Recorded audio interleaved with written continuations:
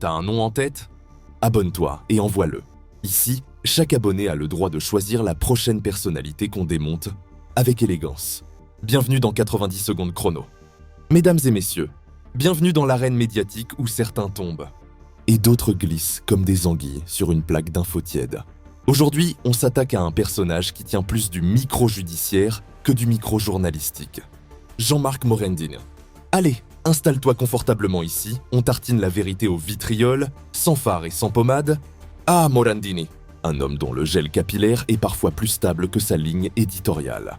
Longtemps chantre des faits divers à rallonge, devenu lui-même fait divers ambulant, il continue à squatter les plateaux comme si de rien n'était. En mode « Non, c'est pas moi le scandale, c'est l'actualité ». Toujours sur les écrans, toujours en costard, toujours en roue libre. Il squatte l'antenne comme si la télé était son Airbnb personnel. Sauf qu'il a jamais réservé, et que cette fois, tout le monde rêve non pas seulement de le bannir, mais carrément de lui offrir un aller simple en cellule, vue sur béton. Et si Alcatraz pouvait rouvrir, croyez-moi, il y aurait la queue pour lui financer un séjour all-inclusive. Sans date de retour. Même la CAF, la Sécu et les boulangers mettraient la main à la poche. L'Union nationale, version hygiène médiatique. En plateau, il parle actualité avec le ton grave d'un présentateur de JT. Mais dans les coulisses, c'est une autre actu. Des stagiaires qu'on planque au sous-sol, ambiance bunker, dès que monsieur arrive pour travailler.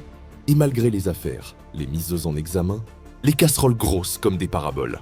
Il revient à l'antenne comme un pop-up qu'on n'arrive jamais à fermer. À croire que dans certaines rédactions, la mémoire est sélective et les CV passent en machine avec des tachants ultra forts.